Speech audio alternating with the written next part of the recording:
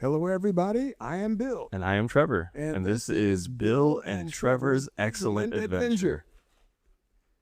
So, before we get into the next passage in John, I'd like to pick up on a conversation you and I started earlier about John 3. Mhm. When you were reading out of John 3, you said something that my ears were not expecting.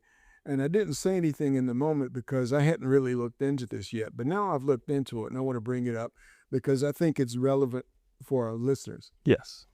When you were reading what Jesus said to Nicodemus, you read that God is spirit and those who worship him must worship in the spirit and in truth. Uh-huh. And that threw me off. I wasn't expecting that. Okay. The 1984 edition of the NIV, which I used to read, translated that worship in spirit and in truth.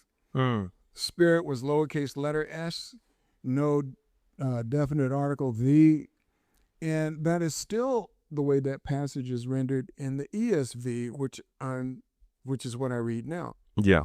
So you know what I do whenever I see something that doesn't make sense to me in English? You go back to the Greek? I go to my favorite app, I see. the Blue Letter Bible, available free for download from Google Play and the Apple Store. Endless hours of spiritual enlightenment and entertainment. With the Blue Letter Bible, you can tap on any verse in the scriptures and pull up the interlinear menu. Mm-hmm. And in that menu, you can see the original text. But wait, there's more. It'll give you a table, and down one column, you can see each of the words in the original text. And then another column, you can see the English word that the Greek word got translated into. But wait, there's more. You can tap on that Greek word and see scholarly references, including the authoritative one, Strong's, which I looked up. Yep. And I looked at the original text. And in the original text, there's no definitive article, the. Yeah. There's no indication in the text that spirit was supposed to be a proper noun to be capitalized. Mm-hmm. It's not like John did not know about any such things. If you roll back, when he talks about the spirit, he uses the article ho. Okay. So there's nothing in the text to make that the capital letter S spirit. Somewhere along the line, somebody on the NIV's editorial board made a decision to change the way they used to translate that into something that's not in the original text. Mm-hmm. So my question to you, which I posed and you never answered, so now's your turn. Now's my turn. Okay. Why do you think they would have done that? So, from my perspective, I was, I guess, reading this and translating. Now, it makes, for me, it gives more meaning to worshiping in the spirit versus in spirit. Because I guess it wasn't really noted then when Jesus was still alive about the spirit. It was more Jesus talking about the helper he was going to leave behind. I'm going to push back on that because earlier in John, he already had used that definite article quote when he was talking about the spirit. So let me ask you what you think is the difference between worshiping in spirit and worshiping in the spirit. I guess the only thing I could think of is maybe the worship together versus worship toward God, I guess. That's the only thing I can think of when you're talking about in the spirit. Maybe you're talking about the community or the body. And you're talking about the believers, you're talking about the people around you. But then you don't have to worship together necessarily. But, I worship on my own sometimes in the car, driving, doing whatever. Now, I feel as if I'm worshiping in the spirit in that sense, but that's only because I know how I read it. So maybe the person translated it in using the definite article saying the spirit because he wanted to have more meaning, in a sense, when someone read it who was outside of this community, someone who just doesn't maybe picked up the Bible the first time. I could Is- see that. And that's the thing that I'm reacting against, Mm-hmm. because far too many people will read the scriptures, and maybe it's a human thing, but I'm not willing to say you cannot overcome it. Mm-hmm.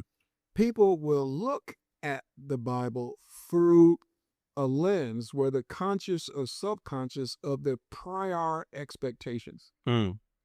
They are expecting the scriptures to validate whatever it is they're already thinking. Uh-huh. That will cause you to overlook what the scriptures are actually saying. And you may be, if this is your habit, you may very well be inserting assumptions into the text that are not really supposed to be inserted, jumping to incorrect conclusions, and that can be bad Yeah. if what you're trying to do is understand what the Bible says. Yeah. Yeah. I really hate it when people read the Bible and try to inject their prior beliefs into the passage that they're reading. Okay. It's a very poor approach to the Bible. Well, it makes sense, being that the Bible teaches a new way of life. And in that passage, when Jesus is talking to the woman in Samaria, Mm-hmm. the topic of conversation at that time was whether or not you're supposed to worship in the hills of Samaria, where was the historical location of the cows, or whether they should go to Jerusalem. And Jesus is addressing this woman whom he's treating in a straightforward way, Mm-hmm. contrary to the way he treated a lot of Jews. Yeah.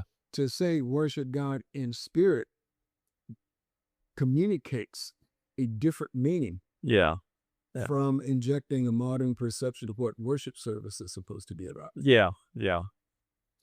So anyway, throwing that out there for the readers, listeners, folks out there in the internet, and now we'll move on to John chapter 5. All right, let's do it. Whose turn is it to read? It may be mine. And you should go for it. Let's do it. How far you want me to go? Until I get excited. Sounds good. Okay. I'm reading an ESV now here.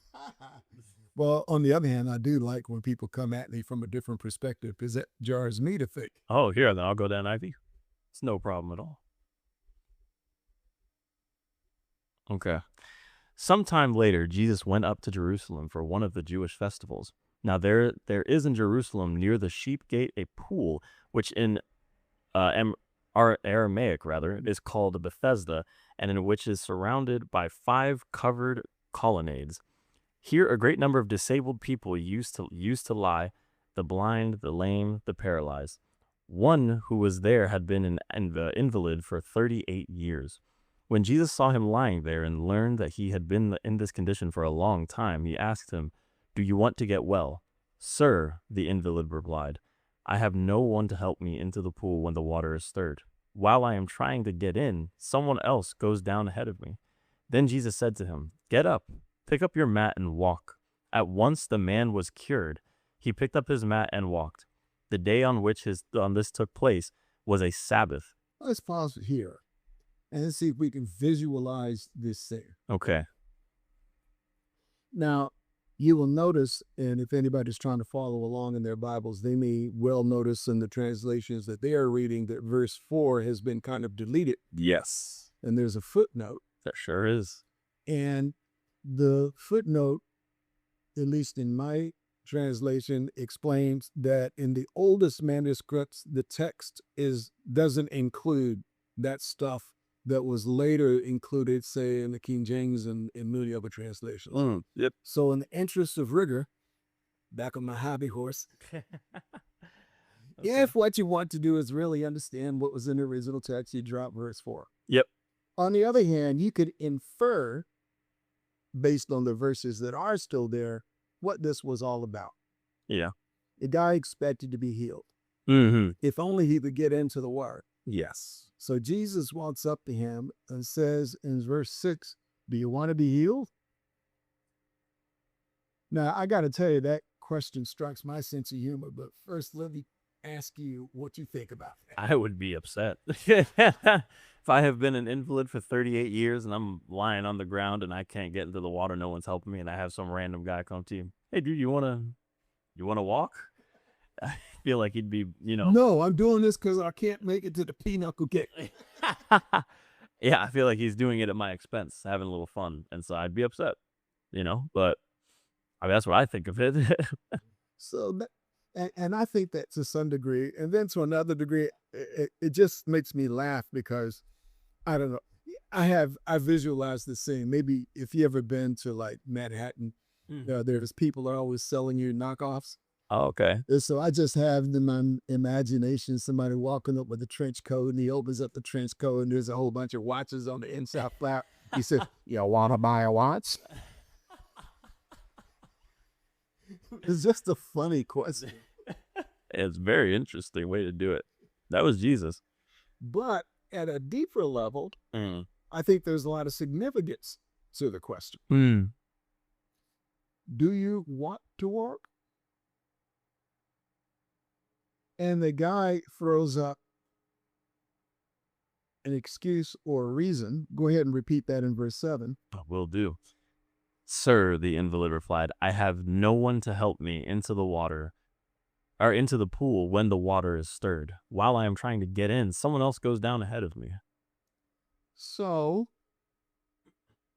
this guy is able to persuade somebody to carry him to the pool every day Yes. because he can't walk. No, we can't. But he's not able to persuade somebody to hang out with him for one day so he can get in the pool and now nobody has to carry him anymore. Yeah, I guess he is. He's not able to. What's up with that? That is a very good question. Because it does bring it. So let's say that pool really did do what it did. I mean, for 38 years, I don't know. I guess maybe I'm a little too optimistic, but I wouldn't think that I'd be stuck there for 38 years, not being able to talk to someone to say, hey man, could you sit with me for a second? Maybe till this water stirs up and you just kind of throw me in. So I do a lot of wondering that might not be directly relevant to producing faith, except that to me, a lot of times, a lot of people will come to Jesus or come to church or come to some kind of a support group and not be willing to do the work that it takes to be healed. Yeah. And so sometimes, you got to really check your motivation. Mm-hmm. Why am I here? Why am I doing this? Do I really want to do this? Yeah. Am I willing to do whatever it takes to get the objective I'm telling myself I want to get? Yeah. I think are maybe levels of meaning to Jesus' question that he meant this guy to engage with. But then Jesus says what he says in verse 8. Get up, pick up your mat and walk. And then verse 9. At once the man was cured. He picked up his mat and walked. So here's something that I think it might be incidental, but when I read the Bible, I visualize it and I want to make it real. I want to try to imagine what was it really like at the time in that place. Hmm. And the question in my mind is, at what instant did the guy become well? Did he become well first and then he got up? Or did he have to make some kind of an effort first? And as he made the effort, he was healed. That's a great question. Because here, when it says in verse 9, at once the man was healed, you got to stay conscious of the fact that this is before they had stopwatches. Yeah. They didn't count minutes, they counted rough hours. And so at once is not necessarily what a 21st century person with a digital watch is going to think. Nope, definitely not down to a couple of milliseconds. And so I just ponder that because I think it's about setting the right expectation. Mm-hmm. If I'm going to come to Jesus, what should I expect? Should I expect the snap of a finger and now everything is happy, happy, joy, joy? In my personal experience, that's not the way it's worked. Yeah, I hope no one believes that. Well, I know a lot of people do. They act like, they get really disappointed really quickly. Yeah, yeah. Now, I think I might have mentioned this when we first started doing the podcasting, but at the end of John, he says, that Jesus did many other signs that are not recorded in this book, and these signs are written so that you might believe in Christ, and by belief have like in his name and all of that. Mm. I think I might have mentioned that there are 7 signs mentioned. This is going to be sign number 4. Mm. And I want to point out that there are relatively few verses in John that are actually talking about signs. Now, this is fair. Yeah. Most of the verses in John are about reactions, Mm-hmm. which should clue a person in on the fact that it's not primarily about the signs, it's about the reactions. So here we are now in the first 9 verses of John chapter 5, and Jesus has performed a sign, but we got 57 verses? It's really about the other 48 verses. Yeah. It's got to be, right? So let's read a little bit and see some of the reactions and see what we can make of it. Is it my turn to read, or you want to keep going? You read. Okay. So the Jews said to the man who had been healed, "It is the Sabbath, and it is not lawful for you to take up your bed." But he answered them, "The man who healed me, that man said to me, 'Take up your bed and walk.'" They asked him, "Who is the man who said to you, 'Take up your bed and walk'?" Now the man who had been healed did not know who it was, for Jesus had withdrawn, as there was a crowd in the place. Afterward, Jesus found him in the temple and said to him, "See, you are well. Sin no more, that nothing worse may happen to you." The man went away and told the Jews that it was Jesus who had healed him. And this is why the Jews were persecuting Jesus, because he was doing these things on the Sabbath. I want to talk about that for a little bit. So today, there are a lot of folks who have hyped up ceremonies where they do what they call faith healing. The people have to get up to a deep emotional state. There are a lot of people who talk about faith healing and say that it is the actual faith itself, which is what does the healing. And there are other people who will point out that in another gospel, it talks about how Jesus went to his hometown and he could not do many miracles there because of the lack of faith. Yeah. I think it's important to point out here that this guy did not enter into this situation with faith. Yeah. Yeah. No clues who this guy was, much less what was about to happen. Yeah. And so you got to kind of reason your way through that. Yep. You have any ideas? Honestly, I'd love to save my ideas for the next episode. Well, should I save my ideas for the next episode then? I think it would be perfect. Okay, I'll save those. Okay, well, in that case, we will end this episode and we will pick up your thoughts and mine at the next exciting episode of Bill and Trevor's Excellent Adventure.